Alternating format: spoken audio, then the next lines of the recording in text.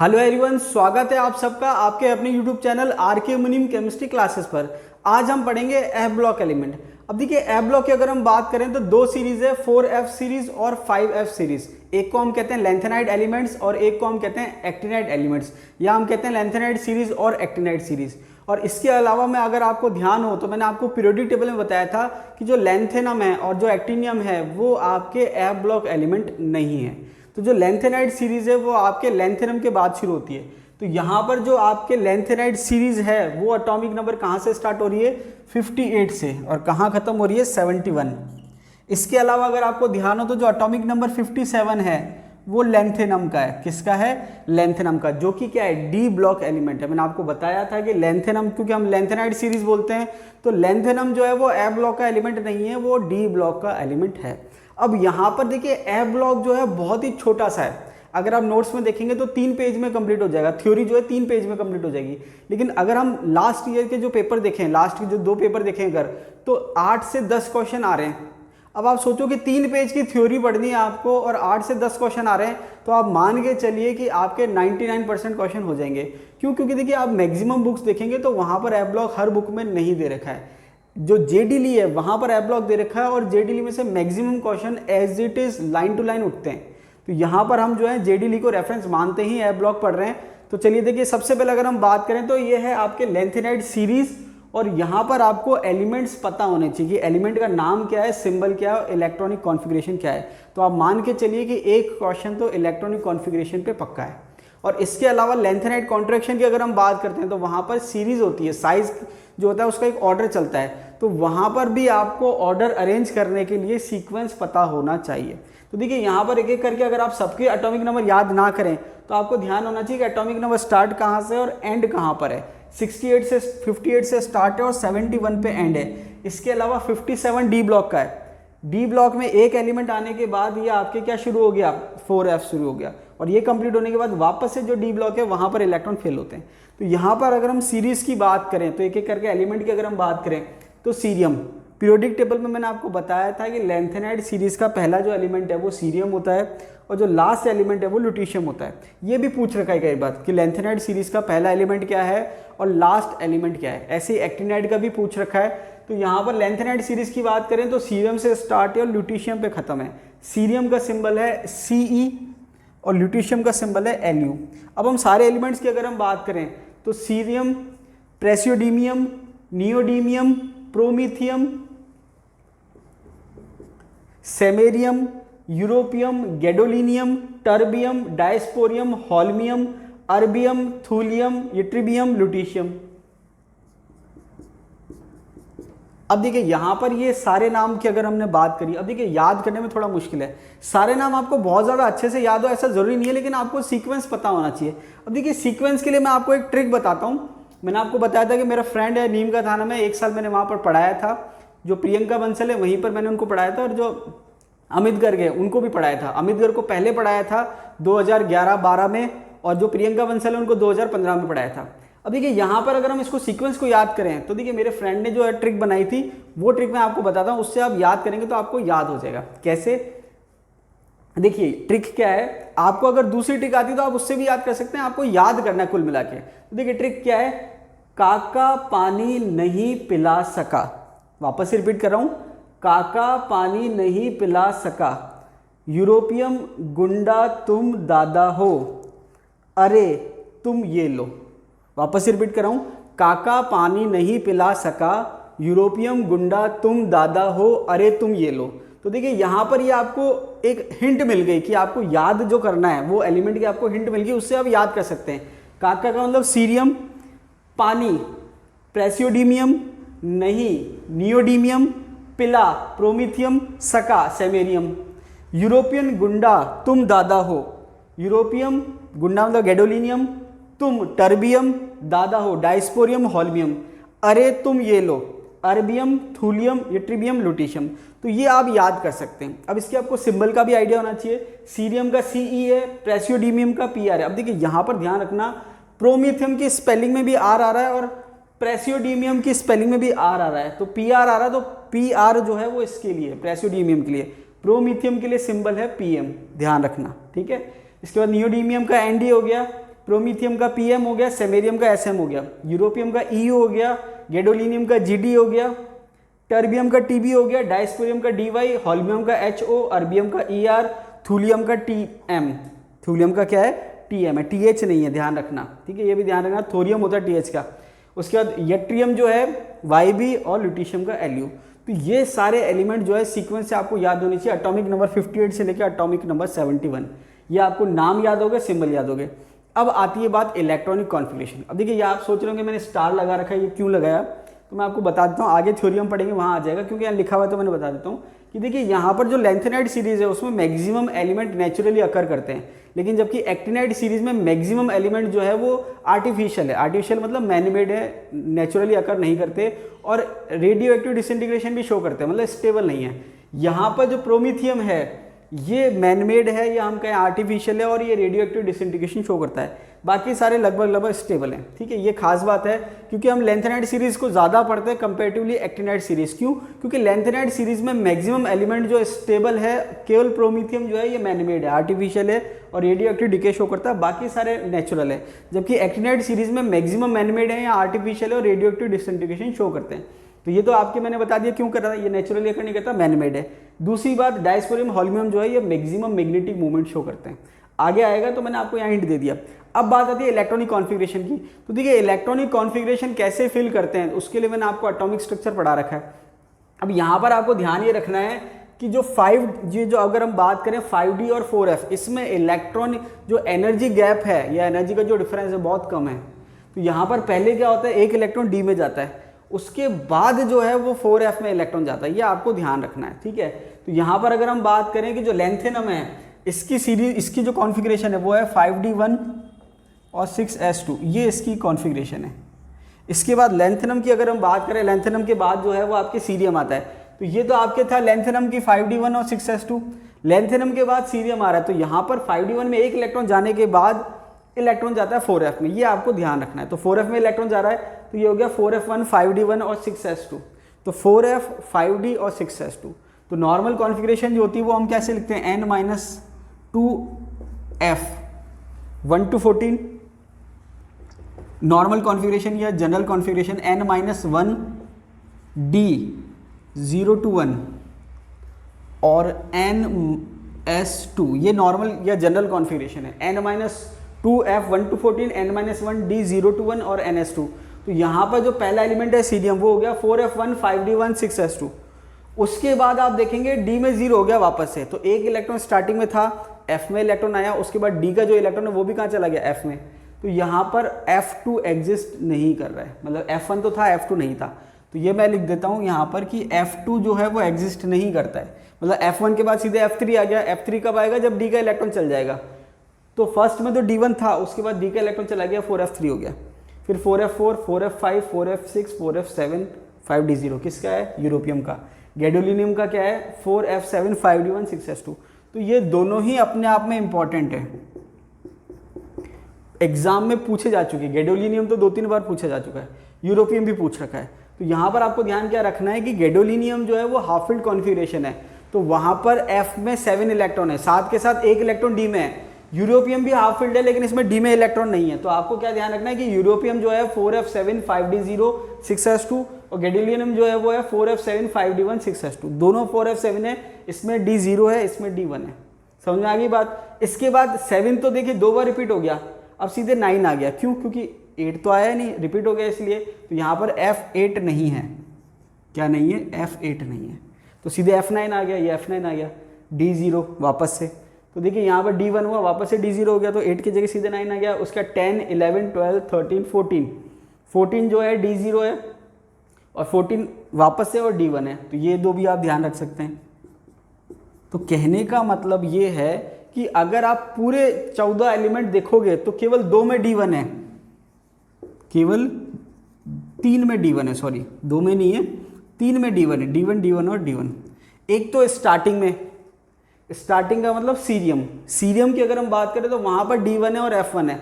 तो पहला तो हो गया D1 किस में, सीरियम में हो गया। उसके बाद जो D1 आया वो मिड में आया, कहाँ पर आया, गैडोलिनियम में। क्यों? क्योंकि 4F7 पहले हो चुका है, तो वापस से 4F7 रखने के लिए एक इलेक्ट्रॉन D में चला गया, तो ये आ गया। इसके बाद गैडोलिनियम,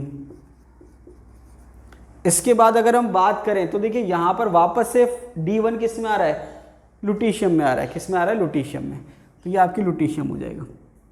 तो यहाँ पर आपको इलेक्ट्रॉनिक कॉन्फ़िगरेशन ध्यान रखना है।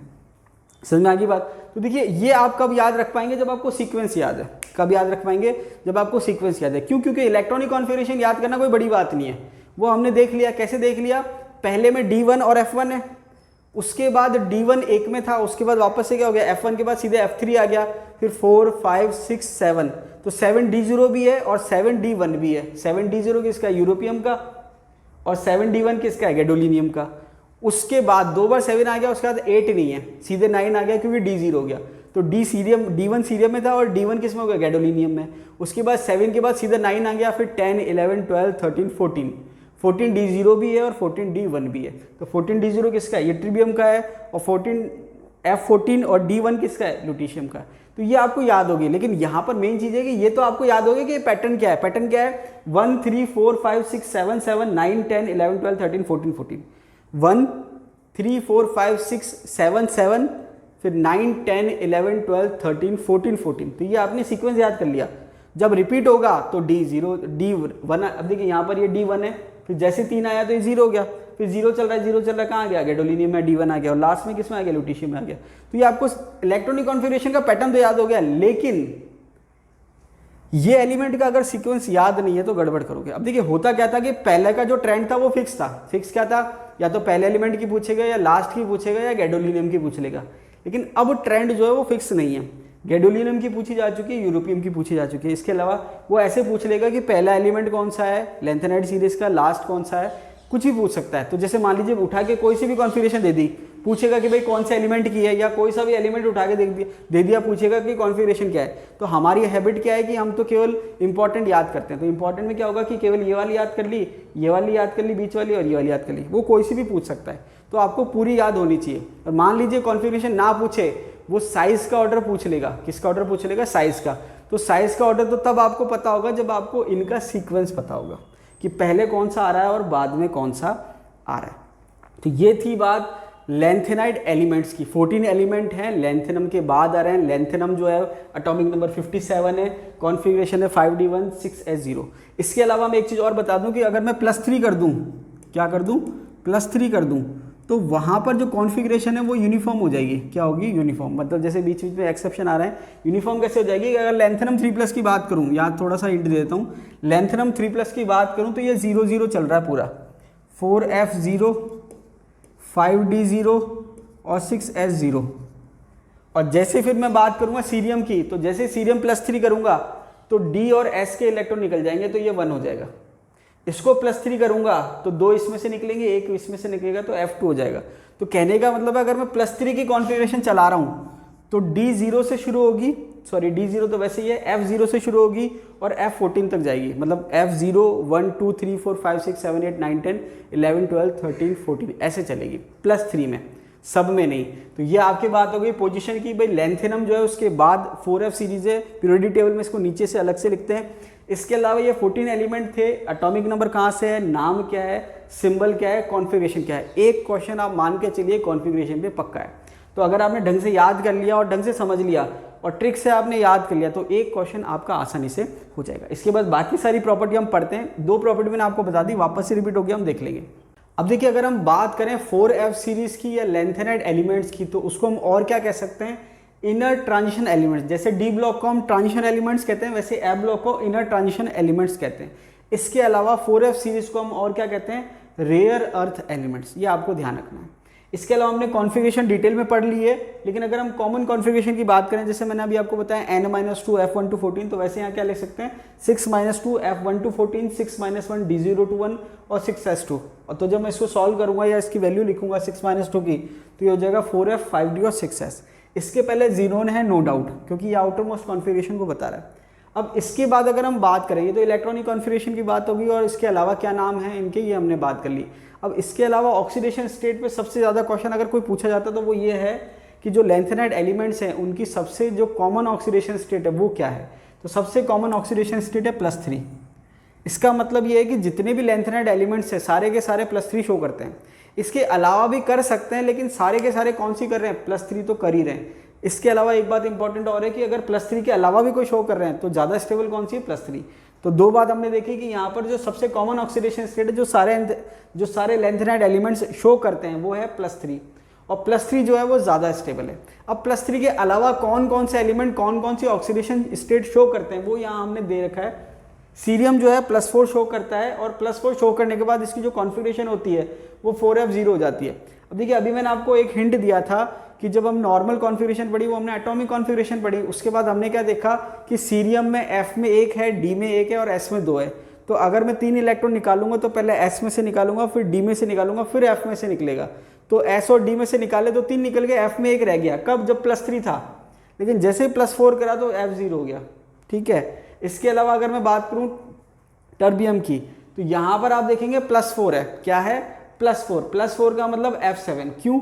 क्योंकि अगर मैं बात करूं +3 की, तो +3 जो है किस में आ रहा था? अगर मैं +3 की बात करूं तो गैडोलिनियम की अगर मैं बात करूं तो गैडोलिनियम क्या था? F7। अब देखिए, ये मैंने आपको बता दिया है इसलिए मैं डायरेक्ट बता रहा हूं, वो आपको याद होना चाहिए। गैडोलिनियम की बात करें तो यहाँ लिख देता हूँ साइड में। गैडोलिनियम की अभी हमने देखी थी, तो गैडोलिनियम क्या था? 4f7 5d1 और 6s2, ये हमने देखा था। तो जैसे आपने +3 करा, S और D के निकल गए तो F7 रह गया। लेकिन अगर इसके बाद की अगर हम बात करें तो काका पानी नहीं पिला सका, यूरोपियन गुंडा तुम दादा हो, तो ये आपके टर्बियम का ये TB आ गया। ठीक है। तो यहाँ पर अगर हम बात करें तो TB आ गया। अब यहाँ पर आप थोड़ा नोटेशन का ध्यान रखना। ठीक है। यहाँ पर आपके हो सकता है प्रॉब्लम हो जाए, नोटेशन का ध्यान रखना। सारे एलिमेंट्स मैंने आपको लिखवा दिया, नोटेशन लिखवा दिया। तो ये जो +4 है ये आपके गैडोलिनियम के बाद आ रहा है। तो गैडोलिनियम के बाद आ रहा है तो यहाँ पर जो कॉन्फ़िगरेशन थी वो थी 4f9d0 और s2। तो जैसे 2 इलेक्ट्रॉन यहाँ से निकले और 2 इलेक्ट्रॉन यहाँ से निकले तो ये 4f7 हो गया। ठीक है। तो ये आपके 4f7 कब है? जब ये 4+ है। तो ये आपके हो गया 4+ में f7। तो कहने का मतलब क्या है कि +3 तो शो कर ही रहा है, उसके अलावा +4 कब शो कर सकता है? या तो बिल्कुल एम्प्टी हो या हाफ फिल्ड की पॉसिबिलिटी हो, इस टाइप की कंडीशन हो। तो यहाँ पर हम देखेंगे कि सीरियम जो है वो पूरा का पूरा एम्प्टी हो गया है +4 में, इसलिए शो कर रहा है। और TB +4 जो है वो पूरा हाफ फिल्ड हो गया, इसलिए शो कर रहा है। ठीक है। कंडीशन बता रहा हूँ कि +4 कब शो कर रहा है? जब पूरा एम्प्टी हो गया या हाफ फिल्ड हो गया। इसके अलावा इसको एक बार मैं छोड़ देता हूँ। +2 की बात करें तो यूरोपियम +2 जो है वो कब शो कर रहा है? जब F7 की कंडीशन आ रही है। क्योंकि आपने देखा था इसके ऊपर यूरोपियम आ रहा था, और यूरोपियम की कॉन्फ़िगरेशन थी 4f7 5d0 और 6s2। तो यहाँ पर अगर आप 3 इलेक्ट्रॉन निकालोगे तो F6 हो जाएगा, लेकिन अगर आप 2 इलेक्ट्रॉन निकालोगे तो F7 रहेगा। तो यहाँ पर यूरोपियन 2+ जो है F7 है, मतलब हाफ फिल्ड है इसलिए +2 शो कर रहा है। और यहाँ पर ये ट्रिबियम 2+ जो है वो आपके फुली फिल्ड है इसलिए +2 शो कर रहा है। तो आप देखेंगे या तो हाफ फिल्ड है या फुली फिल्ड है या पूरा एम्प्टी है, तब जाके वो कंडीशन शो कर रहा है। तो ये तो बात थी कि जब वो पूरा हाफ फिल्ड हो जाए या पूरा एम्प्टी हो जाए या हाफ फिल्ड हो जाए या पूरा फुली फिल्ड रह जाए।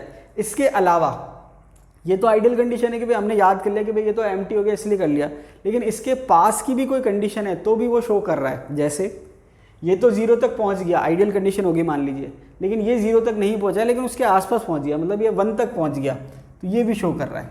ठीक है। इसके बाद ये हाफ फिल्ड नहीं पहुंच पाया लेकिन उसके आसपास पहुंच गया, 8 तक पहुंच गया, ये भी शो कर रहा है। ठीक है। इतना ज़्यादा इंपॉर्टेंट नहीं है लेकिन एक आइडिया होना चाहिए। सेमेरियम 2+ है, ये हाफ फिल्ड जो है उससे एक कम है, ये शो कर रहा है +2, कोशिश कर रहा है हाफ फिल्ड तक पहुंचने की, और ये आपके F14 तक पहुंचने की कोशिश कर रहा है, तो ये 13 है। समझ में आ रही बात? कहने का मतलब क्या है कि ये 3 इलेक्ट्रॉन निकाल रहा था तो F5 कॉन्फ़िगरेशन थी, 2 निकालेगा तो 6 हो जाएगी, 1 निकालेगा तो 7 हो जाएगी, लेकिन 1 ये शो नहीं कर सकता, +2 शो कर रहा है, तो ये 6 तक हो गई। तो कहने का मतलब ये हुआ कि मैक्सिमम जो एलिमेंट है +3 शो कर रहे हैं, उसके अलावा 2 +4 शो कर रहे हैं और 2 +2 शो कर रहे हैं। वो कब? जब वो या तो एम्प्टी की कंडीशन में है या फुली फिल्ड की कंडीशन में या हाफ फिल्ड की कंडीशन में। उसके अलावा वो शो कर रहे हैं 4 एलिमेंट +2 और 2 एलिमेंट +2 शो कर रहे हैं एक्स्ट्रा, और 2 एलिमेंट +4 शो कर रहे हैं, जो हाफ फिल्ड फुली फिल्ड या एम्प्टी पूरी तरह से हो तो नहीं पाए लेकिन रीच करने में, कोशिश करने में वहाँ तक लगभग पहुँच गए। 1 इलेक्ट्रॉन का फर्क रह गया। जैसे ये 0 तक पहुँच गया लेकिन ये 0 तक पहुँचने में 1 इलेक्ट्रॉन इसको और लूज करना है, लेकिन पास पे पहुँच गया। ये हाफ फील्ड तक पहुंच गया लेकिन ये 1 इलेक्ट्रॉन और लूज करेगा तो हाफ फील्ड पहुंच जाएगा, तो ये कहना मतलब पास पहुंच गया। ये आपके 7 तक पहुंच गया, ये अगर 1 इलेक्ट्रॉन और कम लूज करता तो 7 हो जाता, तो इसलिए 6 तक पहुंच गया। समझ में आ गई बात? तो ये आपको ध्यान रखना है कि +3 के अलावा +4 भी शो कर रहे हैं और +2 भी शो कर रहे हैं, और कौन कौन कर रहे हैं ये मैंने आपको बता दिया यहाँ पर। अब इसके आगे नीचे दे रखा है ज़्यादा पॉसिबिलिटी इनकी है ज़्यादा पॉसिबिलिटी किसकी है, इसकी और इसकी +4 शो करने की, और यहाँ पर ज़्यादा पॉसिबिलिटी किसकी है, इसकी और इसकी +2 शो करने की, ठीक है। बाकी भी शो कर रहा है लेकिन पॉसिबिलिटी इनकी ज़्यादा है। अब आगे दे रखा है सीरियम +4 जो है गुड ऑक्सीडाइजिंग एजेंट है। तो देखिए जब मैंने आपको इनर्ट पेयर इफेक्ट बताया था, या मैंने आपको SN+2 और PB+4 बताया था, वहाँ पर मैंने आपको ये कंसेप्ट समझाया था कि दो ऑक्सीडेशन स्टेट है, एक ज़्यादा स्टेबल है और एक लेस स्टेबल है। तो वो आपस में क्या होता है कि जो लेस स्टेबल है वो ज़्यादा स्टेबल में कन्वर्ट होने की कोशिश करती है। तो जैसे अगर हम बात करें सीरियम की, तो सीरियम +3 भी है और सीरियम +4 भी है। तो मैं बात करूँ सीरियम +4 है एक, और एक सीरियम 3+ है।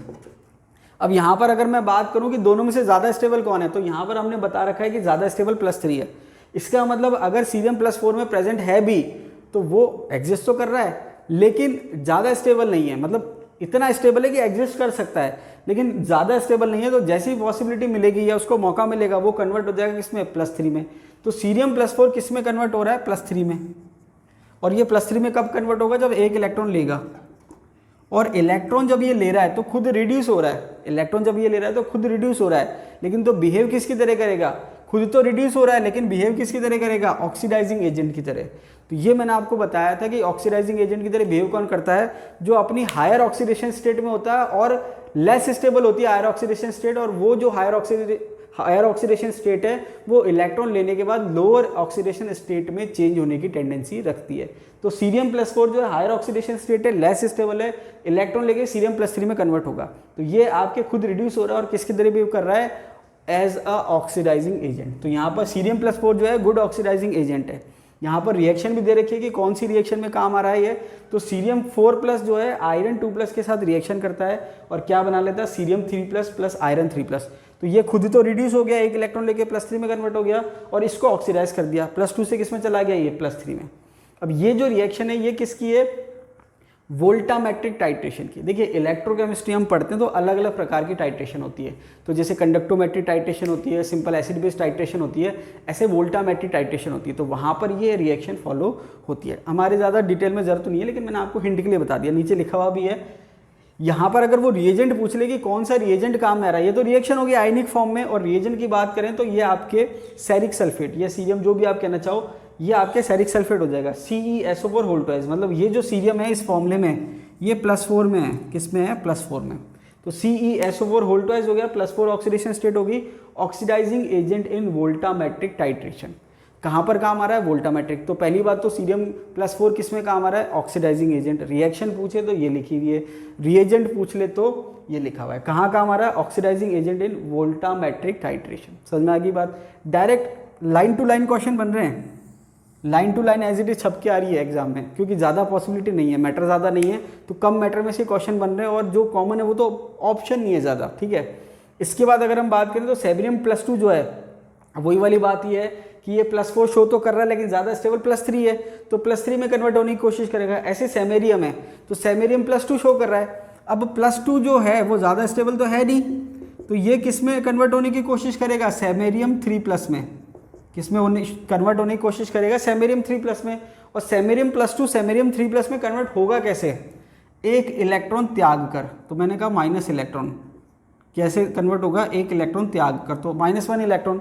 और तो सेमेरियम खुद एक इलेक्ट्रॉन त्याग रहा है, मतलब खुद ऑक्सीडाइज हो रहा है, एक इलेक्ट्रॉन त्याग रहा है तो खुद ऑक्सीडाइज हो रहा है, लेकिन सामने वाले की तरह कैसे बिहेव करेगा, एज अ रिड्यूसिंग एजेंट। तो ये खुद रिड्यूस हो रहा है, as a oxidising agent behave कर रहा है, और ये खुद ऑक्सीडाइज हो रहा है तो किसकी तरह बिहेव करेगा, एज अ रिड्यूसिंग एजेंट की तरह। तो यहाँ पर हमने क्या लिखा, सेमेरियम +2 जो है गुड रिड्यूसिंग एजेंट है। रिएक्शन कौन सी दे रखी है, 2Sm2+ + 2H2O, वाटर के साथ रिएक्शन दे रखी है, और ये बना रहा है 2Sm3+ + 2OH- प्लस हाइड्रोजन। तो यहाँ पर ये इलेक्ट्रॉन त्याग रहा है, खुद ऑक्सीडाइज हो रहा है, सामने वाले को रिड्यूस कर रहा है, और यहाँ पर रिड्यूस होकर ये क्या बना रहा है, 2OH- और हाइड्रोजन H+। तो हम इसको ऐसे समझ सकते हैं कि H2O का जब हम आयनाइजेशन करते हैं तो OH- प्लस H+, तो ये जो सेमेरियम ने इलेक्ट्रॉन दी है वो किसके पास गए, H+ के पास, और H+ ने इलेक्ट्रॉन लेके क्या बना लिया, हाइड्रोजन गैस, ये लिखी हुई है यहाँ पर। इसके बाद अगर हम बात करें, ये बात हो गई ऑक्सीडाइजिंग एजेंट की, ऑक्सीडेशन स्टेट की, रिड्यूसिंग एजेंट की। इसके बाद अगर हम बात करें तो देखिए ये क्वेश्चन मैक्सिमम पूछा जा चुका है, ये वाला भी पूछ रखा है, सीरियम भी ऑक्सीडाइजिंग एजेंट ये भी पूछ रखा है, और ऑप्शन नहीं है। तो यहाँ पर आपको एक एक लाइन याद करनी है, बहुत इंपॉर्टेंट है। 8 से 10 क्वेश्चन आ रहे हैं, तो मान लीजिए इस बार कम भी आते हैं तो नी करके 5 से 7 क्वेश्चन तो आ ही जाएंगे। तो आपके 3 पेज का टॉपिक है, 5 से 7 क्वेश्चन आ रहे हैं, तो आपको बिल्कुल भी नहीं छोड़ना है, ठीक है। इसके बाद अगर हम बात करें प्रोमीथियम, जैसे मैंने आपको बताया प्रोमीथियम का एटॉमिक नंबर है 61, नोटेशन है इसका, सिंबल है पीएम। जैसे मैंने आपको बताया पीआर से आप कंफ्यूज मत हो जाना, पीआर नहीं है पीएम है। Does not occur in nature, मैंने आपको बताया नेचर में एग्जिस्ट नहीं करता। इट इज आर्टिफिशियल और मैन मेड, क्योंकि भाई नेचर में एग्जिस्ट ही नहीं कर रहा है फिर भी हम इसको पढ़ रहे हैं, मतलब ये नेचर में एग्जिस्ट नहीं कर रहा, मतलब मैन मेड है या आर्टिफिशियल है। और दूसरा ये रेडियो एक्टिव है, स्टेबल नहीं है तो रेडियो एक्टिव। देखिए रेडियो एक्टिव होना अलग चीज़ है, मैन मेड होना अलग चीज़ है। भाई रेडियो एक्टिव का मतलब तो ये कि भाई नेचर में भी एग्जिस्ट कर सकता है, लेकिन रेडियो एक्टिव का मतलब डिसइंटीग्रेशन हो रहा है, लेकिन ये नेचर में एग्जिस्ट ही नहीं कर रहा, ये अलग बात है। तो नेचर में एग्जिस्ट नहीं कर रहा मतलब ये आर्टिफिशियल है या मैन मेड है, ठीक है, समझ में आ गई बात। आगे ये कह रहा है लेंथेनाइट कॉन्ट्रैक्शन, बहुत इंपॉर्टेंट कंसेप्ट है, क्वेश्चन इस पे आता है। और आपने देखा होगा काफ़ी सारी प्रॉपर्टी, जैसे हमने पीरियोडिक टेबल पढ़ा या हमने और भी डी ब्लॉक पढ़ा, वहाँ पर हमने देखा कई बार प्रॉपर्टी जो है वो उसमें वेरिएशन आ रहा है। जैसे मान लीजिए इलेक्ट्रोनेगेटिविटी बढ़ गई या आयोनाइजेशन एनर्जी बढ़ गई या साइज डिक्रीज हो गया, तो उसके लिए काफ़ी जो रोल प्ले कर रहा है वो कौन कर रहा था, लेंथेनाइट कॉन्ट्रैक्शन। क्यों? क्योंकि यहाँ पर शेल की संख्या तो उतनी रहती है, लेकिन एलिमेंट जो है उसमें प्रोटॉन कितने, 14 बढ़ जाते हैं एक साथ। जैसे लेंथेनाइट सीरीज आई, शेल तो उतने ही है, कोशों की संख्या तो उतनी है, लेकिन जो प्रोटॉन की संख्या बढ़ रही है या जो इफेक्टिव न्यूक्लियर चार्ज है वो एकदम से कितना बढ़ जाता है। अगर पूरी सीरीज आ गई तो 14 प्रोटॉन एक साथ बढ़ जाते हैं। तो वहां पर आप देखते हैं कि भाई जो है इफेक्ट आ जाता है प्रॉपर्टी पे। तो ये कह रहा है लेंथेनाइट कॉन्ट्रैक्शन। अब ये लेंथेनाइट कॉन्ट्रैक्शन है क्या, हिंदी में कहते हैं लेंथेनाइट संकुचन। तो देखिए नाम से पता चल रहा है लेंथेनाइट मतलब लेंथेनाइट की बात हो रही है, कॉन्ट्रैक्शन का मतलब संकुचन मतलब सिकुड़ना। अब लेंथेनाइट कॉन्ट्रैक्शन है क्या, किसके लिए काम आ रहा है, steady decrease in the size of lanthanide ions. Steady का मतलब होता है निरंतर, स्टेडी का मतलब तो क्या होता है निरंतर, मतलब ऐसे नहीं कि बिल्कुल अप एंड डाउन आ रहे हैं, कंसिस्टेंटली। तो steady decrease in the size of lanthanide ions. अब देखिए यहाँ इसने एटम की बात नहीं करी है, आयन की बात कर रहा है। हालांकि क्वेश्चन में एटम भी आ जाए तो बहुत ज़्यादा कंफ्यूज नहीं होना, कई बार वो लैंग्वेज का इतना ध्यान नहीं रखते। Steady decrease in the size of lanthanide ion, lanthanide जो आयन है उसका साइज में निरंतर क्या आ रही है, कमी आ रही है। कमी कैसे आ रही है, लेफ्ट टू राइट जब हम जा रहे हैं। Lanthanide ion with the increase in atomic number, कहने का मतलब यह है कि जैसे जैसे एटॉमिक नंबर बढ़ रहा है, एटॉमिक नंबर का मतलब लेफ्ट से राइट जा रहे हैं, भाई सीरियम से स्टार्ट करा ल्यूटिशियम तक गए, तो जैसे जैसे एटॉमिक नंबर बढ़ रहा है वैसे वैसे जो साइज है वो क्या हो रहा है, कम हो रहा है। इसको लेंथेनाइट कॉन्ट्रैक्शन कहते हैं। तो इस पर अगर क्वेश्चन बन सकता है तो क्वेश्चन 2-3 तरीके से बन सकता है। एक तो क्या करेगा, 4 आयन दे देगा कोई से भी, उसमें वो कहेगा सबसे बड़ा साइज किसका है या रेडियस सबसे बड़ी किसकी है, या वो कहेगा सबसे छोटा कौन सा है या रेडियस सबसे कम किसकी है। ये तो फिर भी थोड़े आसान है। या फिर वो क्या करेगा, ऑर्डर पूछ लेगा कि ये जो 4 आयन हैं या 3 आयन है जो भी है, उनको बढ़ते हुए क्रम में साइज के अरेंज करो या घटते हुए क्रम में अरेंज करो। तो वो आप कब कर पाओगे, जब आपको सीक्वेंस पता होगा, जो एलिमेंट्स है उनका आपको सीक्वेंस पता होगा, तब तो आप कर पाओगे। इसलिए मैंने आपको कहा कि सीक्वेंस आपको याद होना चाहिए, और अगर सीक्वेंस याद नहीं है तो फिर आपकी दिक्कत हो जाएगी। तो यहाँ पर सीक्वेंस याद होना चाहिए। तो लेंथेनाइट कॉन्ट्रैक्शन समझ में आ गया कि जब आप लेफ्ट से राइट जा रहे हो तो जो है साइज जो है आयन का वो क्या हो रहा है, निरंतर जो है स्टेडी क्या हो रहा है, डिक्रीज हो रहा है। तो यहाँ पर क्वेश्चन ये बनेगा कि किसका साइज बड़ा है किसका छोटा है, बढ़ते हुए क्रम में साइज क्या होगा, घटते हुए क्रम में साइज क्या होगा। तो ये तो बात होगी लेंथेनाइट कॉन्ट्रैक्शन की। उसके बाद आता है कॉज ऑफ लेंथेनाइट कॉन्ट्रैक्शन, मतलब लेंथेनाइट कॉन्ट्रैक्शन का कारण क्या है।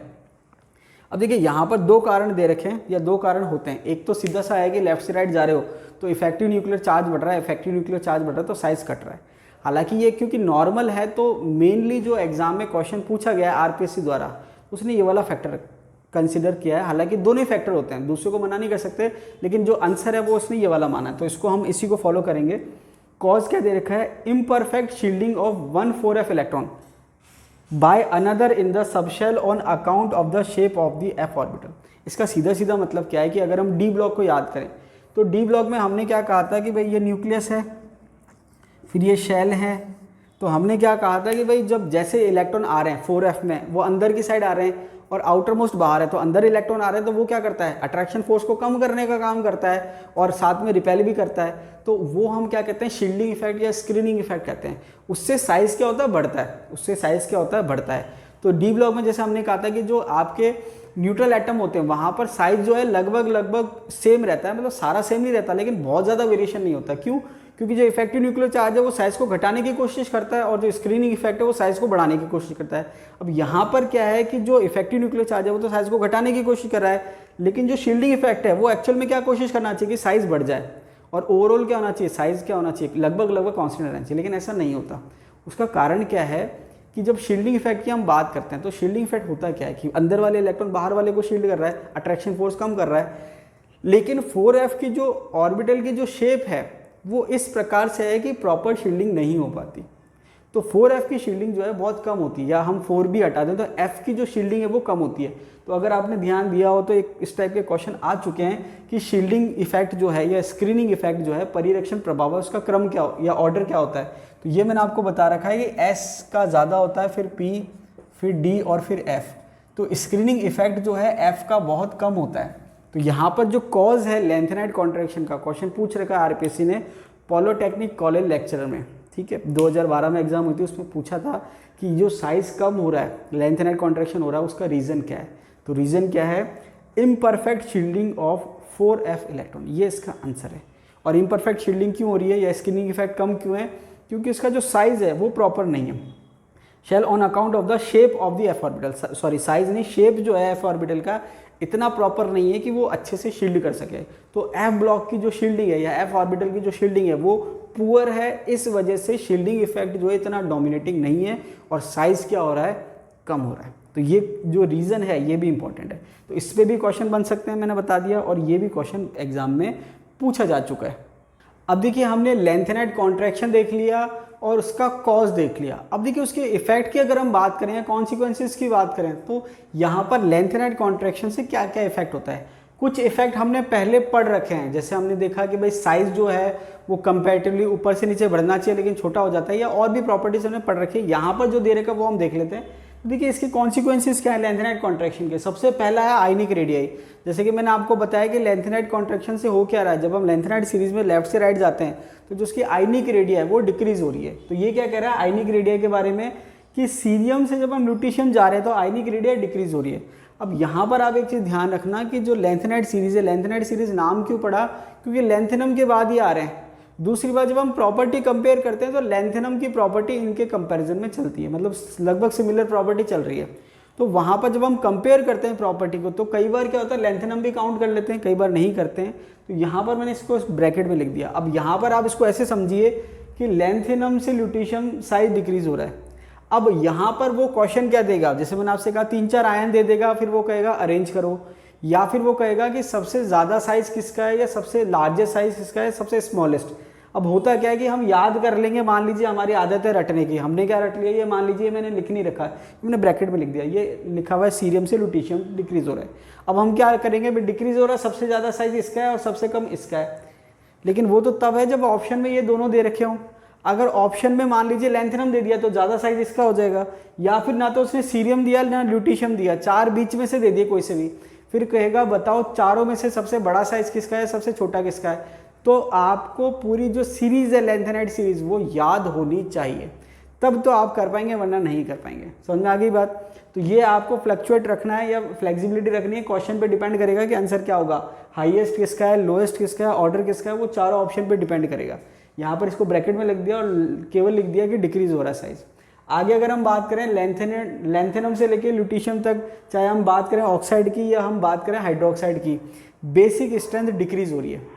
या फिर अगर हम सिंपल ट्रेंड भी की भी बात करें ऑक्साइड या हाइड्रोक्साइड के लिए, तो सिंपल ट्रेंड भी ये होता है कि लेफ्ट से राइट जब हम जाते हैं तो ऑक्साइड और हाइड्रोक्साइड की बेसिक स्ट्रेंथ तो कम होती है और एसिडिक स्ट्रेंथ बढ़ जाती है, और ऊपर से जब हम नीचे जाते हैं तो बेसिक स्ट्रेंथ बढ़ती है और एसिडिक स्ट्रेंथ क्या होती है, कम हो जाती है। तो सेम कंसेप्ट यहाँ पर भी है, लेफ्ट से जब हम राइट जा रहे हैं, चाहे ऑक्साइड के सेंस में हो चाहे हाइड्रोक्साइड के सेंस में हो, बेसिक स्ट्रेंथ डिक्रीज हो रही है और एसिडिक स्ट्रेंथ बढ़ रही है। नॉर्मली यहाँ क्वेश्चन बेसिक स्ट्रेंथ के सेंस में होता है, तो बेसिक स्ट्रेंथ क्या हो रही है, कम हो रही है। ये भी क्वेश्चन कई बार पूछा जा चुका है, इंपॉर्टेंट क्वेश्चन है। तो वो क्या कर सकता है, 4 ऑप्शन दे सकता है, पूछ सकता है कि सबसे ज़्यादा बेसिक कौन सा है, सबसे कम बेसिक कौन सा है। तो ये आपको सीक्वेंस याद होना चाहिए।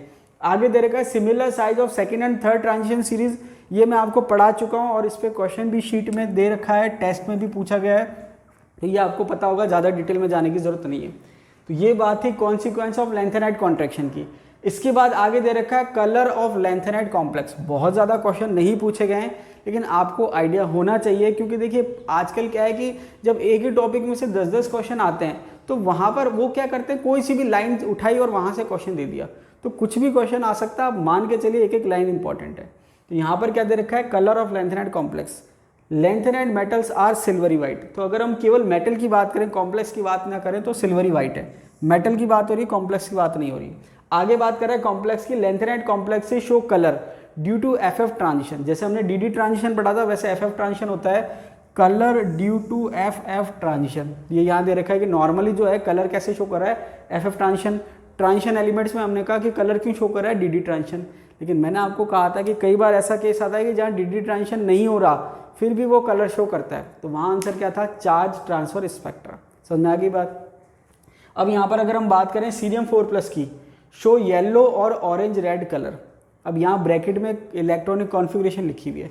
तो अब इलेक्ट्रॉनिक कॉन्फ़िगरेशन अगर आप देखोगे तो इलेक्ट्रॉन 0 हैं। तो जब इलेक्ट्रॉन 0 हैं तो नॉर्मली क्या होता है, कलरलेस होता है। नॉर्मली क्या होता है, कलरलेस होता है। लेकिन ये कलर शो कर रहा है। तो एक चीज़ तो क्लियर हो गई कि भाई अगर इलेक्ट्रॉन होता तो एफ ट्रांजिशन होता।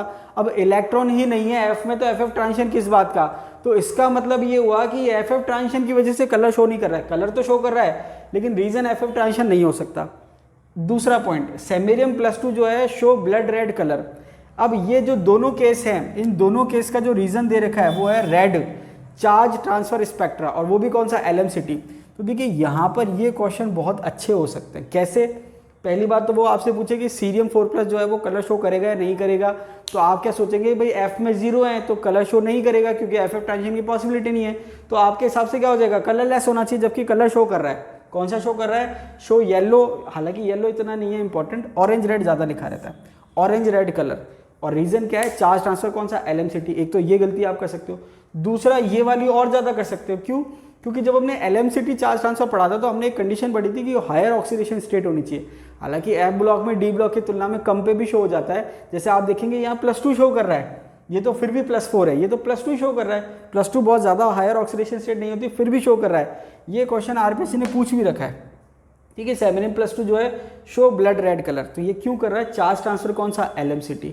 तो ये आपको खास करके कलर के केस में ये 2 केस याद रखने हैं। बाकी तो अलग ही तरह नहीं पूछेगा, लेकिन ये याद रखने हैं आपको। आगे दे रखा है कि कौन कौन से कलरलेस है। अब हमारे दिमाग में एक चीज़ फिक्स होती है कि या तो क्या हो, पूरा फुली फिल्ड हो, या फिर पूरा एम्प्टी हो तो कलरलेस होगा। हालांकि मैक्सिमम केस में डी ब्लॉक में यही था, लेकिन यहाँ पर ऐसा नहीं है। यहाँ पर आप ऐसे समझो कि फुली फिल्ड और फुली एम्प्टी ये तो कलरलेस है, यहाँ तो समझ में आ रहा है। लेकिन उसके अलावा भी जो कंडीशन है वो कलरलेस की कंडीशन फॉलो हो रही है। तो यहाँ पर आप देखेंगे कि लैंथेनम 3+ है, क्या है, लैंथेनम 3+। अब जैसे लैंथेनम 3+ करा आपने तो DB0, FB0 और SB0, तो ये तो समझ में आ गया कि भाई ये तो 0 हो रहा है। लेकिन सीरियम 3+ जो है उसमें F में 1 इलेक्ट्रॉन है, इसमें क्या है, F में 1 इलेक्ट्रॉन है। अब आप नॉर्मली अगर आपसे कोई पूछे कलरलेस तो आप क्या कहेंगे कि सीरियम 4+ तो कलरलेस है लेकिन 3+ कलरलेस नहीं है, जबकि उल्टा हो रहा है। 4+ तो कलर शो कर रहा है ड्यू टू चार्ज ट्रांसफर, लेकिन 3+ कलर शो नहीं कर रहा, जबकि इसमें 1 इलेक्ट्रॉन है। तो ये आपको ध्यान रखना है, ठीक है। गैडोलिनियम 3+ F7 है, कलरलेस है। उसके बाद अगर हम बात करें लास्ट ल्यूटीशियम 3+, ये आपके F14 है।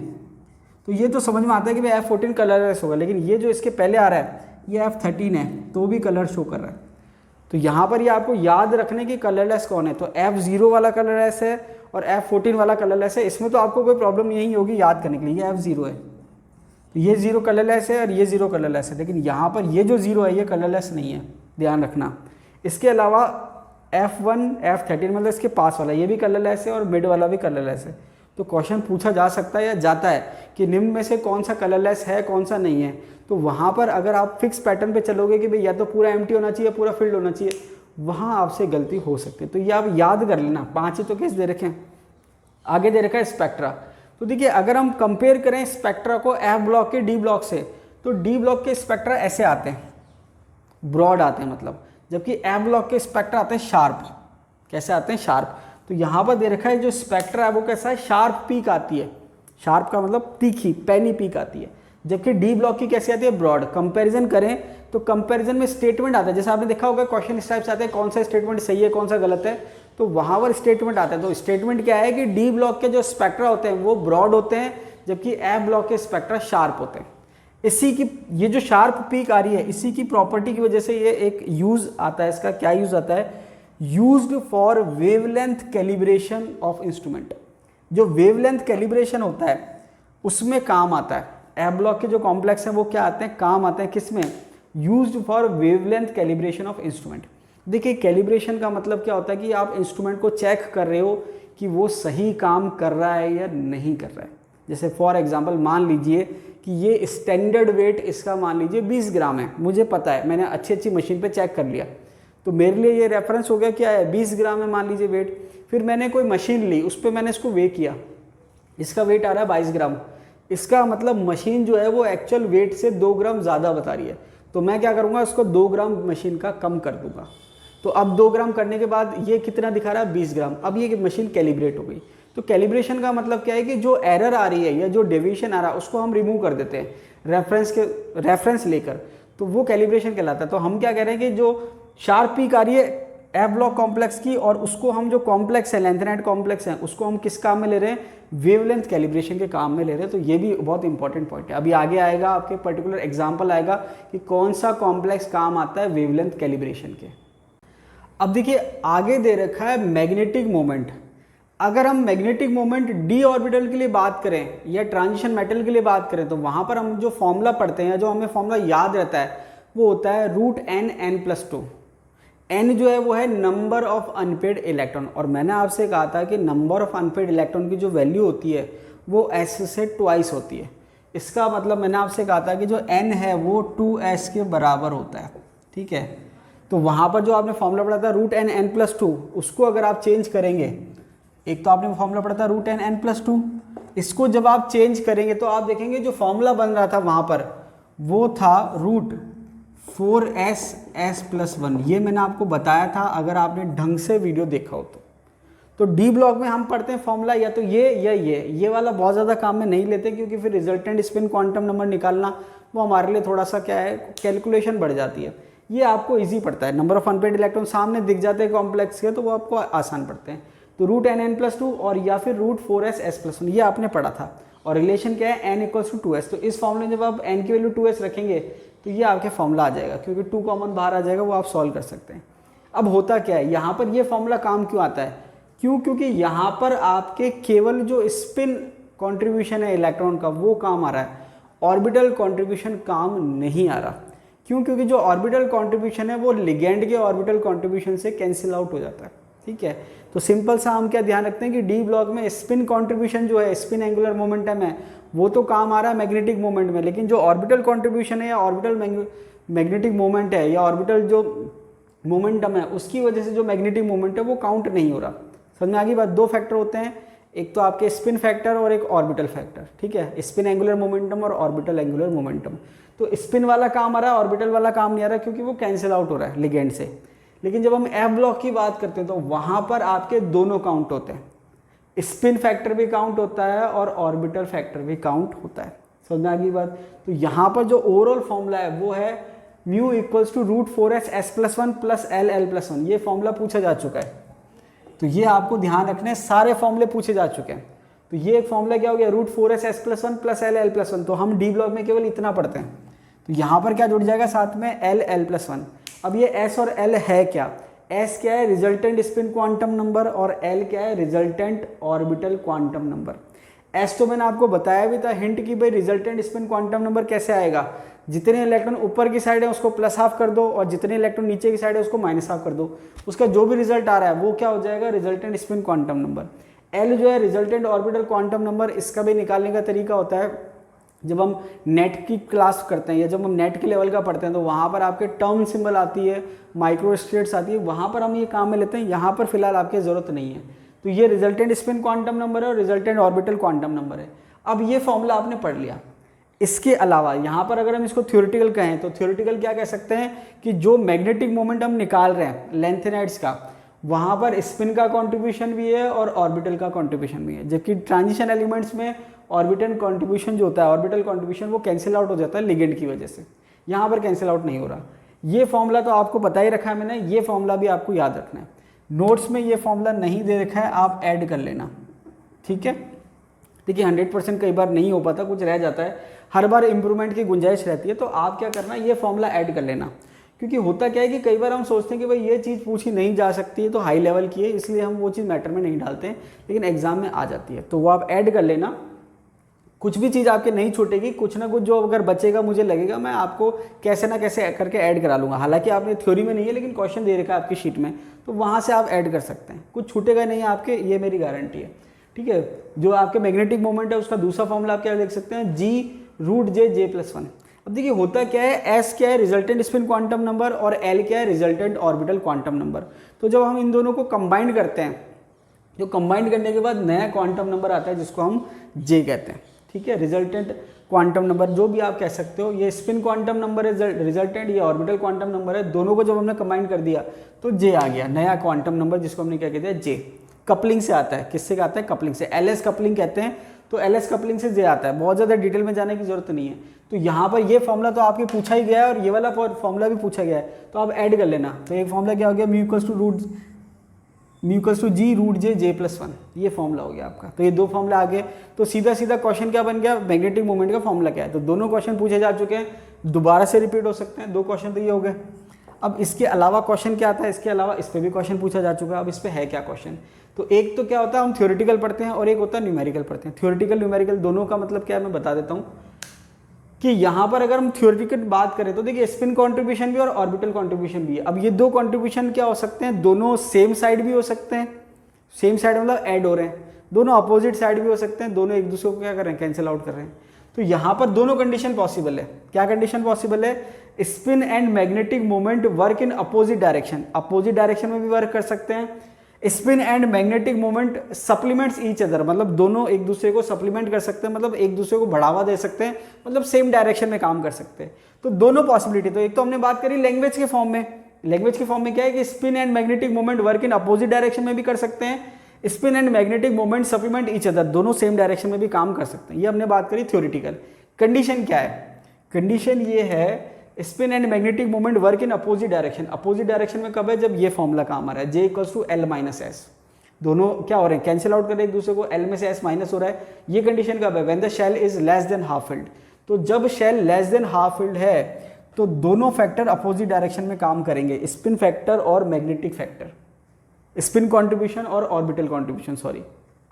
और spin and magnetic moment supplement each other, तो दोनों एक दूसरे को सप्लीमेंट कब करेंगे, जब L और S ऐड हो रहे हैं, वो कब हो रहे हैं, when the shell is more than half filled या मोर देन हाफ फिल्ड।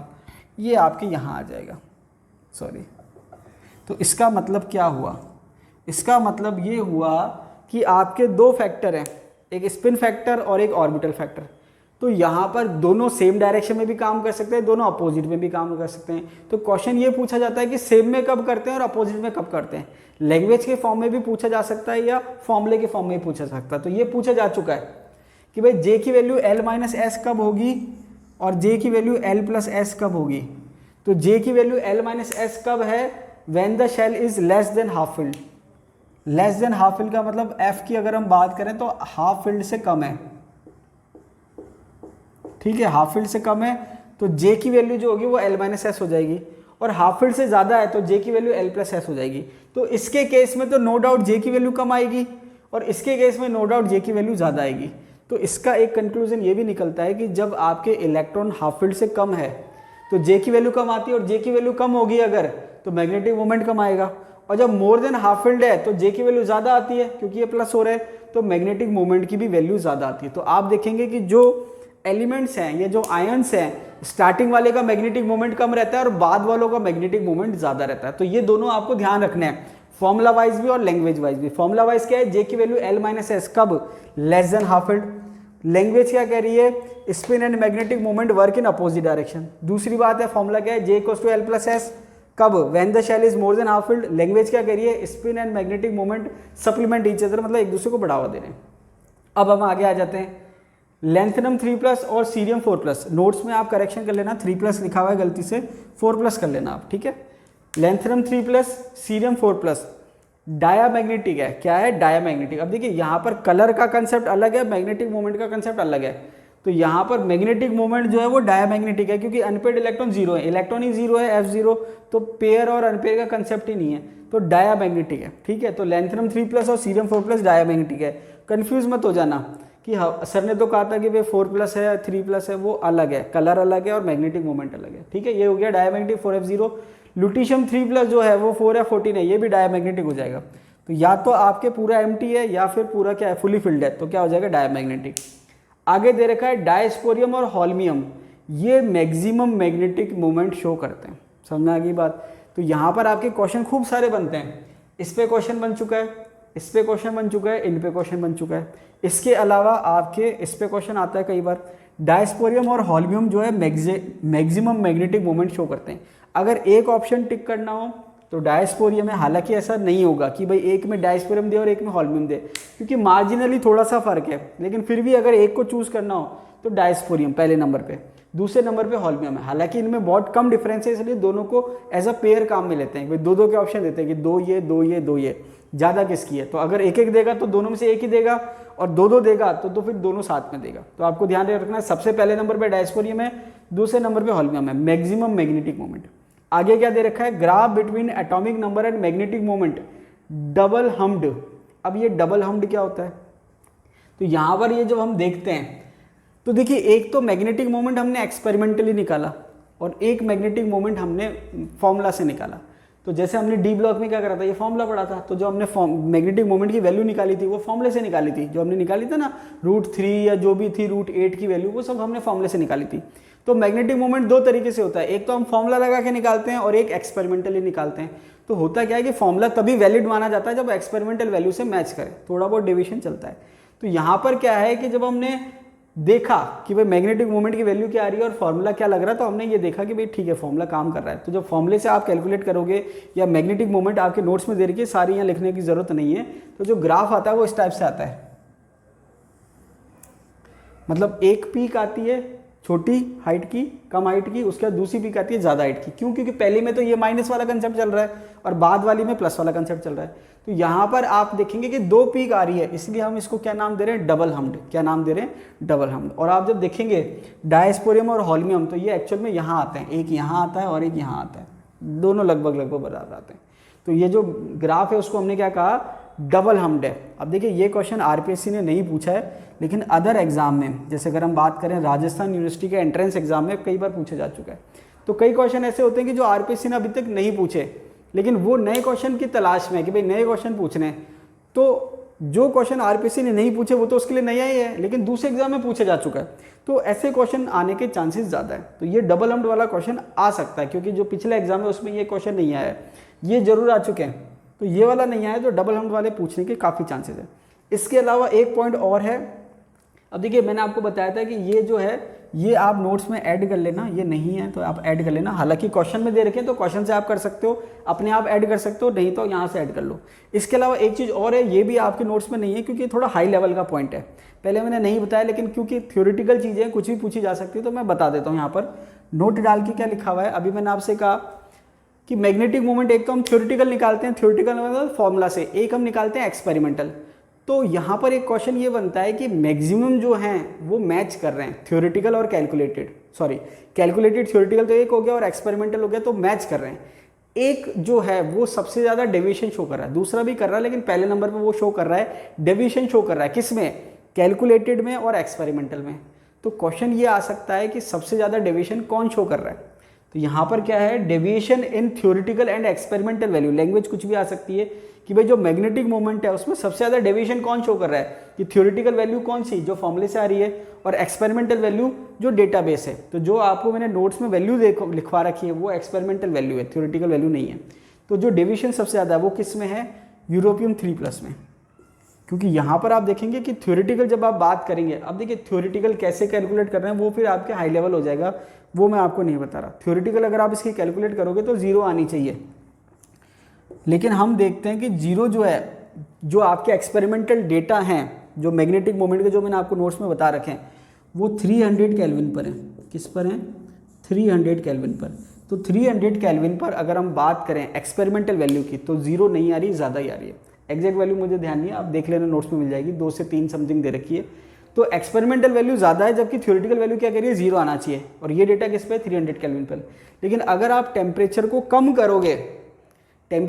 करोगे तो जो डेविएशन है वो कम होता जाएगा, और कम टेम्परेचर पे ये लगभग कहाँ पहुँच जाएगा, वापस से 0।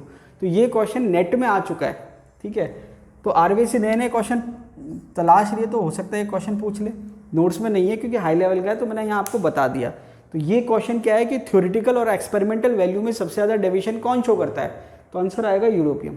समझ में आएगी बात। कैलकुलेटेड जो वैल्यू है इसकी फॉर्मूला से वो 0 होती है, जबकि एक्सपेरिमेंटल वैल्यू 0 नहीं है, ठीक है। लेकिन अगर आप, क्योंकि जो डेटा है वो एक्सपेरिमेंटल का वो 300 केल्विन पे, लेकिन अगर आप टेम्परेचर को कम करोगे तो वो जो एक्सपेरिमेंटल मैग्नेटिक मोमेंट की वैल्यू है वो लगभग कहाँ पहुँच जाएगी, 0 पहुँच जाएगी। तो ये आपके जितने क्वेश्चन बन सकते हैं पॉसिबिलिटी है, लगभग मैंने आपको सारे बता दिए।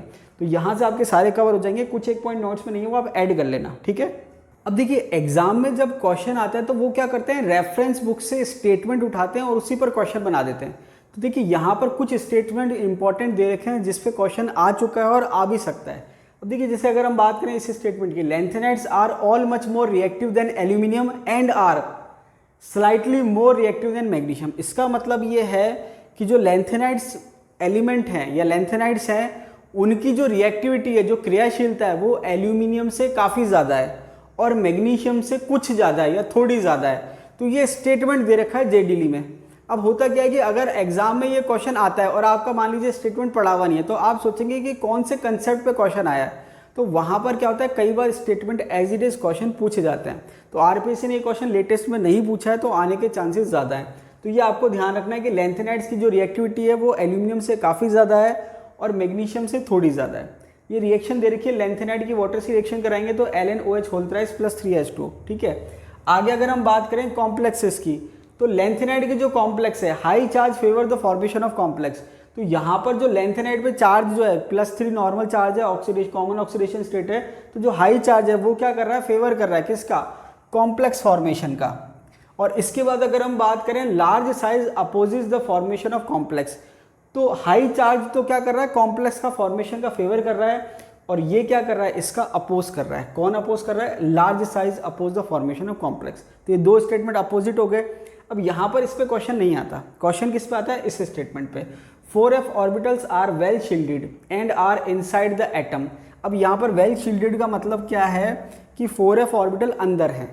अब देखिए डी ब्लॉक में क्या होता है, जब वो प्लस ऑक्सीडेशन स्टेट होती है तो एस के इलेक्ट्रॉन निकल जाते हैं और डी जो होता है वो आउटर मोस्ट हो जाता है एक तरीके से। लेकिन यहाँ पर क्या है, क्योंकि 4f अंदर है तो अगर एस के इलेक्ट्रॉन निकल भी गए तो 5 जो है, जैसे मान लीजिए 6s के इलेक्ट्रॉन निकल भी गए तो 5 का जो शेल है वो पूरा ऊपर प्रेजेंट है, जबकि 4 जो है उसके अंदर है।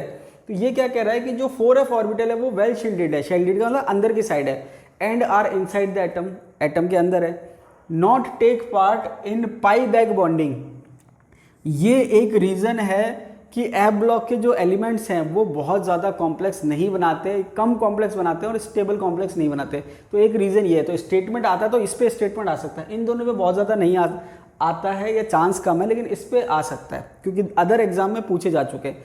तो ये आपको ध्यान रखना है कि जैसे डी ब्लॉक में हमने बैक बॉन्डिंग करी, बैक बॉन्डिंग आपने देख रखी है कि भाई बैक बॉन्डिंग हो रही है, लेकिन यहाँ पर बैक बॉन्डिंग के चांस नहीं है क्योंकि जो एफ है वो इंटीरियर की साइड है। अब आगे दे रखा है बीटा बैक बॉन्डिंग, आपको मैंने पढ़ा रखा है, दोबारा बताने की जरूरत नहीं है, एक बार हिंट दे देता हूँ कि जैसे मान लीजिए नॉर्मल लिगेंड क्या करता है, कोऑर्डिनेट बॉन्ड से बॉन्ड बना रहा है मेटल के साथ। अब क्या होता है कि लिगेंड के पास इलेक्ट्रॉन डेंसिटी कम हो जाती है, मेटल के पास ज़्यादा हो जाती है, तो ये वापस से इलेक्ट्रॉन देता है और ये बॉन्ड बनाता है, इसको बैक बॉन्डिंग कहते हैं। अब मेटल का एफ अंदर है तो वो डायरेक्ट बॉन्डिंग में पार्टिसिपेट नहीं कर सकता। आगे कह रहा है beta diketone complexes of europium and praseodymium dissolved in organic solvent are used as lanthanide shift reagent in NMR spectroscopy. ये क्वेश्चन आ चुका है फर्स्ट ग्रेड एग्जाम में। सारे के सारे स्टेटमेंट एज इट इज उठा के पूछते हैं। तो बीटा डाइकेटोन जो कॉम्प्लेक्स है किसका, इनका ध्यान रखना, केवल बीटा डाई कॉम्प्लेक्स ही सफिशिएंट नहीं है, किसका है वो ध्यान रखना है। ये किस में काम आ रहा है, lanthanide shift reagent in NMR spectroscopy. तो यहाँ पर लैंथेनाइड शिफ्ट रिएजेंट के तौर पर काम आ रहा है एनएमआर स्पेक्ट्रोस्कोप में, ठीक है। आगे दे रखा है CeNO3 होल 6 2-। अब यहाँ पर जो कॉम्प्लेक्स है वो क्या दे रखा है, सीरियम तो है +4, मतलब ऑक्सीडेशन स्टेट की अगर हम बात करें तो +4 ऑक्सीडेशन स्टेट है। कोऑर्डिनेशन नंबर की बात करें तो कोऑर्डिनेशन नंबर 12 है। अब वापस से अगर हम कॉम्प्लेक्स को देखें तो लिगेंड की संख्या तो 6 दिख रही है, तो कोऑर्डिनेशन नंबर 12 कैसे हुआ? तो इसका मतलब ये हुआ कि जो लिगेंड है वो बाइडेंटेड लिगेंड है, तभी कोऑर्डिनेशन नंबर 12 हो गया। अब यहाँ पर आप देखोगे NO3 जो है, अब यहाँ पर NO3 के कॉम्प्लेक्स के बाद 2- है, यहाँ पर सीरम +4 है तो NO3- है। अब अगर आपको याद हो तो जब मैंने आपको कोऑर्डिनेशन केमिस्ट्री पढ़ाई थी तो वहाँ पर NO3- को बताया था मोनोडेंटेड लिगेंड है, लेकिन कुछ लिगेंड मैंने आपको बताया था कि कुछ लिगेंड ऐसे हैं जो मोनोडेंटेड में शो कर रखे हैं या लिखे हुए हैं, लेकिन कुछ एक्सेप्शनल केस में वो बाइडेंटेड की तरह बिहेव करते हैं। और मैंने आपसे कहा था एक एग्जाम्पल है जो बाद में आएगा, वो एग्जाम्पल ये है। यहाँ पर NO3- जो है बाइडेंटेड की तरह बिहेव कर रहा है, और मैंने आपसे कहा था कि नॉर्मली ये मोनोडेंटेड की तरह बिहेव करते हैं और एक्सेप्शनल केस में बाइडेंटेड की तरह बिहेव करते हैं। उसका रीज़न ये है कि जब ये, जैसे मान लीजिए A, B और B, ये मान लीजिए मैंने कहा लिगेंड है, और ये जब आपके डोनर एटम से कॉम्प्लेक्स बना रहा है तो यहाँ जो रिंग बन रही है वो 4 मेंबर्ड बन रही है। तो 4 मेंबर्ड बहुत ज़्यादा स्टेबल नहीं होती, इसलिए रेयरली बनती है, जबकि 5 मेंबर्ड और 6 मेंबर्ड स्टेबल होती है, इसलिए मैक्सिमम केस में बन जाती है। तो यहाँ पर NO3- जो है बाइडेंटेड की तरह बिहेव करेगा अगर, तो 4 मेंबर्ड रिंग बनाएगा, जो कि हर केस में नहीं बनती, इस केस में बन रही है। तो ये इंपॉर्टेंट केस है, एग्जाम में कई बार पूछा जा चुका है डिफरेंट एग्जाम्स में। तो यहाँ पर ये जो कॉम्प्लेक्स है, ऑक्सीडेशन नंबर 4 है, कोऑर्डिनेशन नंबर 12 है, शेप है एंटी प्रिज्मेटिक। तो देखिए लास्ट के एग्जाम जो हुए हैं स्कूल लेक्चर के, उसमें काफ़ी सारे कॉम्प्लेक्स पूछे गए। पहले तो केवल यही पूछा गया था, आजकल और कॉम्प्लेक्स पूछे गए। शेप एंटी प्रिज्मेटिक है, NO3- बाइडेंटेड लिगेंड है। और अगर और डीप में जाए तो जैसे मान लीजिए आपने याद कर लिया कि NO3- बाइडेंटेड है, तो वो पूछेगा कि डोनर एटम बताओ कौन कौन से। तो यहाँ पर जो दोनों डोनर एटम है वो ऑक्सीजन है, ठीक है, तो ये आपको ध्यान रखना है। अब इसके अलावा काफ़ी सारे कॉम्प्लेक्स है, तो मैं क्या करूँगा, जो बुक है JD ली, उसमें जितने भी कॉम्प्लेक्स है उसका जो फोटो लेकर वो जो है मैं डिस्क्रिप्शन में डाल दूंगा, या फिर जो है मैं ग्रुप में शेयर कर दूंगा, ठीक है, ग्रुप में भी शेयर कर दूंगा, या मेरा जो टेलीग्राम है वहाँ शेयर कर दूंगा, तो वहाँ से भी आप देख सकते हैं, ठीक है। क्योंकि सारे कॉम्प्लेक्स यहाँ लिखवाना पॉसिबल नहीं है, तो जो सबसे इंपॉर्टेंट था वो मैंने करवा दिया, बाकी जितने भी हैं कॉम्प्लेक्स वो मैं आपको शेयर कर दूंगा, तो उससे क्या है कि आप वहाँ से पढ़ लेना, ठीक है। अब देखिए यूजेस की अगर हम बात करें, यूजेस ऑफ लेंथेनाइड्स, अब देखिए कुछ यूज तो यहाँ पर आ गया, जैसे ये आपके बीटा डाइकेटोन है, ये एक तरह से यूज है इसका, या और भी अगर हम बात करें तो यूजेस कुछ आ गए। और दूसरा अगर हम बात करें यूज ऑफ लेंथेनाइड का, तो मिश मेटल दे रखा है। अब देखिए सबसे ज़्यादा अगर कोई क्वेश्चन पूछा गया है तो मिश मेटल पे पूछा गया है, हर 3 एग्जाम में रिपीट हो जाता है। An alloy of rare earth element, ध्यान रखिए, देखिए मिश मेटल जो है रेयर अर्थ एलिमेंट या फिर लेंथेनाइड का, क्योंकि हम एफ ब्लॉक पढ़ रहे हैं तो कई बार हम लेंथेनाइड एक्टिनाइड साथ में कंफ्यूज हो जाते हैं। तो लेंथेनाइड का या रेयर अर्थ एलिमेंट का क्या है, अलॉय है, क्या है, अलॉय है, जिसमें मैक्सिमम जो है लेंथेनाइड है, जो कितना है 94 to 95% है। इसके अलावा आयरन जो है वो 5% है, और बाकी जो है ट्रेसिस में sulphur, carbon, silicon, calcium, aluminium ये प्रेजेंट है। तो ये आपके यूजेस में से अगर कोई क्वेश्चन बनता है सबसे ज़्यादा तो वो मिश मेटल पे बनता है। इसके बाद दे रखा है सेरिक सल्फेट, जो कि हमने पढ़ लिया ऑक्सीडाइजिंग एजेंट है, कि इसमें वोल्टामेट्रिक एनालिसिस या फिर आप वोल्टामेट्रिक टाइट्रेशन भी कह सकते हैं। इसके अलावा अगर हम बात करें La2O3 की, अब देखिए La2O3 जो है use in Crookes glass, Crookes glass में यूज होता है, जो कि किस काम आता है, to prevent UV radiation, UV radiation को प्रिवेंट करने में काम में आता है। आगे दे रखा है ओर्स, अब देखिए ओर्स में बहुत ज़्यादा क्वेश्चन नहीं आया है, फिर भी मैंने लिख रखा है यहाँ पर मोनोजाइट, सेराइट, ऑर्थाइट, गैडोलिनाइट और जेनोटाइम। तो ये ओर्स हैं, हालांकि बहुत ज़्यादा क्वेश्चन नहीं आए। तो ये आपके जो लेंथेनाइड्स हमने पढ़ा है, ये मैक्सिमम जो क्वेश्चन है इसमें कवर हो गए हैं। एक जो चीज़ है जो कि आपके कॉम्प्लेक्स है, यहाँ एक कॉम्प्लेक्स है, बाकी कॉम्प्लेक्स जो मैं शेयर कर दूंगा वहाँ से आप देख लेना, क्योंकि आजकल बाकी कॉम्प्लेक्स पे भी क्वेश्चन आ रहे हैं, पहले केवल इसी पे आते थे, बाकी कॉम्प्लेक्स पे भी क्वेश्चन आ रहे हैं। तो वहाँ पर आप सारे कॉम्प्लेक्स याद कर लेना कि कौन सा कॉम्प्लेक्स है, उसकी स्ट्रक्चर क्या है, या जो भी डिटेल दे रखी है वो वहाँ से देख लेना। तो यहाँ पर जितना था लेंथेनाइड्स में वो मैंने बता दिया है। अब हम शुरू करते हैं एक्टिनाइड्स। अब देखिए आगे दे रखा है एक्टिनाइड सीरीज। अब देखिए लेंथेनाइड के कंपैरिजन में एक्टिनाइड सीरीज पे बहुत ज़्यादा क्वेश्चन नहीं आते, लेकिन काफ़ी क्वेश्चन आ जाते हैं, तो वो भी हमें बहुत ध्यान से पढ़ना है। अब देखिए अगर हम बात करें एक्टिनाइड सीरीज की, तो यहाँ पर एटॉमिक नंबर जो स्टार्ट हो रहा है वो 90 से स्टार्ट हो रहा है और 103 तक है। और आपको जैसे पता है कि जो एटॉमिक नंबर 89 है वो एक्टिनियम का है, ठीक है। जैसे आपने देखा लेंथेनाइड सीरीज जो है लेंथेनम के बाद स्टार्ट हो रही है, वैसे ही एक्टिनाइड सीरीज जो है एक्टिनम के बाद स्टार्ट हो रही है। तो यहाँ पर अगर हम बात करें एलिमेंट्स की, तो देखिए पहला ही जो एलिमेंट है वो है थोरियम। अब कई बार क्वेश्चन आता है कि जो थोरियम है वो कौन से ब्लॉक का एलिमेंट है, तो वहाँ पर आपको ध्यान रखना है थोरियम जो है एफ ब्लॉक का एलिमेंट है। उसके बाद एक स्टेप और आगे आ जाता है कि लेंथेनाइड का है कि एक्टिनाइड का है। तो थोरियम जो है एक्टिनाइड एलिमेंट का एलिमेंट है पहला, और लॉरेंशियम जो है वो लास्ट है। एक बार सारे देख लेते हैं फिर कॉन्फ़िगरेशन की बात करेंगे।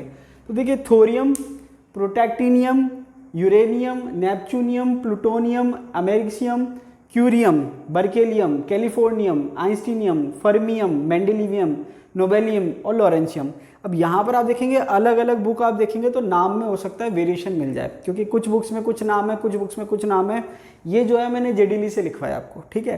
अब यहाँ पर अगर हम सिंबल की बात करें तो TH, PA, U, NP, PU, AM, CM, BK, CF, ES, FM, MD, NO, LR, ये इसके क्या हैं सिंबल हैं। अब यहाँ पर अगर आपको याद करना हो तो देखिए सीक्वेंस आपको आइडिया होना चाहिए। क्यों? क्योंकि अगर मान लीजिए कॉन्फ़िगरेशन आ गया तो अगर आपको सीक्वेंस पता नहीं है तो आप कॉन्फ़िगरेशन कैसे याद करेंगे। तो देखिए सीक्वेंस जो याद करने की ट्रिक है वो मैं आपको बता देता हूँ। तांगे पर उनकी निगाहें पड़ी, आसमान सिमटा बिजली कड़की, एहसान फरामोश निकली लड़की। अब जो लड़कियां हैं वो लड़का कर सकता है, लड़के लड़कियां कर सकते हैं, ऐसा कोई लड़ाई झगड़े वाली बात नहीं है, केवल ट्रिक है याद करने के लिए। लड़के जो है लड़कियां कह सकते हैं और लड़कियां जो है लड़कों को कह सकती है, कोई प्रॉब्लम नहीं है। वापस से देख लेते हैं। तांगे पर उनकी निगाहें पड़ी, आसमान सिमटा बिजली कड़की, एहसान फरामोश निकली लड़की। अब यहाँ पर जो है सीक्वेंस जो है इतना ज़्यादा इंपॉर्टेंट हमारे लिए इसलिए नहीं है क्योंकि लेंथेनाइट कॉन्ट्रैक्शन में वहाँ पर आपको सीक्वेंस ज़्यादा काम आता है जब आपको साइज़ का आइडिया लगाना हो। लेकिन इलेक्ट्रॉनिक कॉन्फ़िगरेशन के लिए आपको पोजीशन का पता होना ही चाहिए। तो यहाँ पर अगर हमने सीक्वेंस देख लिया, एलिमेंट देख लिए, सिंबल देख लिए। अब कॉन्फ़िगरेशन की अगर हम बात करें तो देखिए सबसे पहला एलिमेंट है थोरियम। अब अगर आपसे कोई पूछे, मैंने आपको पीरियोडिक टेबल पढ़ाया था, अगर आपसे कोई पूछे कि जो मॉडर्न पीरियोडिक टेबल है वो किस पर बेस्ड है तो हम कहेंगे एटॉमिक नंबर पर, ठीक है। इनडायरेक्टली हम कह सकते हैं इलेक्ट्रॉनिक कॉन्फ़िगरेशन पर बेस्ड है क्योंकि जो प्रॉपर्टी वो इलेक्ट्रॉनिक कॉन्फ़िगरेशन पर डिपेंड करती है। अब कई बार क्वेश्चन बच्चे पूछते हैं कि सर यहाँ पर थोरियम की अगर हम इलेक्ट्रॉनिक कॉन्फ़िगरेशन देखें तो F में तो इलेक्ट्रॉन है ही नहीं, D में और S में है, तो फिर ये F ब्लॉक का एलिमेंट हम इसको क्यों कह रहे हैं। तो देखिए अगर आप देखेंगे हीलियम की अगर हम बात करें तो हीलियम की कॉन्फ़िगरेशन में P इलेक्ट्रॉन नहीं है, तो फिर भी हमने उसको P ब्लॉक में रख रखा है। तो कहने का मतलब है प्रॉपर्टी के अलावा, आपके एटॉमिक नंबर के अलावा सारी चीज़ें देखने के बाद हम उसकी पोजीशन डिसाइड करते हैं। अगर आप इसको D में रखोगे तो जो एक्चुअल D वाला है वो कहाँ जाएगा। क्यों? क्योंकि आपने देखा कि एक्टिनियम में एक D इलेक्ट्रॉन होगा। जैसे मान लीजिए ये आपके हो गया D1, ठीक है। D1 के बाद F शुरू हुआ है, उसके जब F खत्म हो जाएगा उसके बाद D2 आएगा। तो यहाँ पर हमने क्या कहा, D1 आ गया, उसके बाद जब F आ जाएंगे सारे के सारे तो F14 के बाद आएगा D2। तो अगर आप इसको D2 में रखोगे तो फिर इसको किस में रखोगे। तो कहने का मतलब है जो आपको सीक्वेंस है उसके हिसाब से आपको देखना है, इसलिए इंपॉर्टेंट भी बन जाता है। थोरियम में F इलेक्ट्रॉन नहीं है फिर भी जो है F ब्लॉक का है, तो कॉन्फ़िगरेशन पूछी जा सकती है। समझ में आ रही बात। अब देखिए पिछले वाले की तुलना में इसमें थोड़ा वेरिएशन आपको मिल जाएगा, क्योंकि पिछले वाले में हमने क्या देखा, स्टार्टिंग में D1 था, मिड में D1 था और लास्ट में D1 था। लेकिन यहाँ पर आप देखेंगे काफ़ी जगह है, काफ़ी जगह नहीं है। तो पहला तो केस ही अलग हो गया, F में 0 है, D में 2 है और S में 2 है। तो S का तो कोई प्रॉब्लम नहीं है, सब में 2 हैं, तो S तो याद नहीं भी रखोगे तो चल जाएगा, एक बार तो कॉमन फैक्टर है। मेन है F और D। तो थ्योरियम में F में 0 है, D में 2 है। उसके बाद अगर हम बात करें प्रोटैक्टिनियम की, F में 2 है, D में 1 है। तो वहाँ पर आपने देखा था 1 के बाद सीधा 3 आ गया था, यहाँ पर 0 है और 2 है। इसके बाद आप करोगे यूरेनियम की तो F में 3, D में 1, मतलब यहाँ पर पहले D2 था फिर 1 1 चल रहा है। नेपच्यूनियम की बात करोगे तो 4 और 1। प्लूटोनियम की बात करोगे तो 6 और 0, यहाँ पर 0 आया है, तो मतलब शुरुआत जो 0 हुई है वो यहाँ से हुई है, उससे पहले 0 था ही नहीं। उससे पहले क्या था, 2 1 1 1 था। प्लूटोनियम के बाद आएगा अमेरिशियम, यहाँ पर ये हाफ फिल्ड है तो ये पूछी जा सकती है। और इसके जस्ट बाद भी हाफ फिल्ड है क्यूरियम, ये भी पूछी जा सकती है। और जहाँ तक मुझे ध्यान है शायद क्यूरियम तो पूछी जा चुकी है। जैसे गैडोलिनियम कॉमन हो गया पूछे तो ये यहाँ से पूछ सकते हैं। इसके बाद बर्केलियम है, सीधे जैसे आपने देखा था पिछला वाला। बाकी जो है पिछले वाले जैसे चल रहा है एंथेनम, जैसे 7 के बाद 9 आ गया, 10 11 12 13 14 14 सेम रिपीट हो रहा है। तो यहाँ पर क्या है, यहाँ से तो सेम है, ये आप देखेंगे ये भी सेम है, लेकिन यहाँ तक की जो कॉन्फ़िगरेशन है ये वेरी कर रही है, ठीक है। यहाँ तक की जो कॉन्फ़िगरेशन है ये वेरी कर रही है लेंथेनाइट से, तो ये आपको ध्यान रखनी है। तो सीक्वेंस आपको ध्यान रखना है, सिंबल आपको ध्यान रखना है और जो आपके कॉन्फ़िगरेशन है वो आपको ध्यान रखनी है। इसके अलावा यूरेनियम जो है इसका एटॉमिक नंबर आपको ध्यान रखना है। देखिए थोरियम का 90 है, प्रोटैक्टिनियम का 91 है ना, 92 थोरियम का है, सॉरी यूरेनियम का है। तो यूरेनियम के बाद के जो एलिमेंट है उसको हम ट्रांस यूरेनिक कहते हैं। क्या कहते हैं, ट्रांस यूरेनिक। तो यहाँ पर जो है इलेक्ट्रॉनिक कॉन्फ़िगरेशन का क्वेश्चन बन सकता है, तो आपको एलिमेंट का नाम, उसका सिंबल, उसका एटॉमिक नंबर, पोजीशन और इलेक्ट्रॉनिक कॉन्फ़िगरेशन आनी चाहिए। तो ये लास्ट वाले हो गए। ये मिड वाले हो गए, स्टार्टिंग वाले हो गए, तो ये आपको आने ही चाहिए। तो देखिए लास्ट जो है लॉरेंशियम है, तो ये आपको आना चाहिए कि लास्ट क्या है और उसका नोटिफिकेशन या सिंबल जो है, नोटिफिकेशन नहीं सिंबल जो है क्या है, तो लॉरेंशियम का सिंबल क्या है, LR।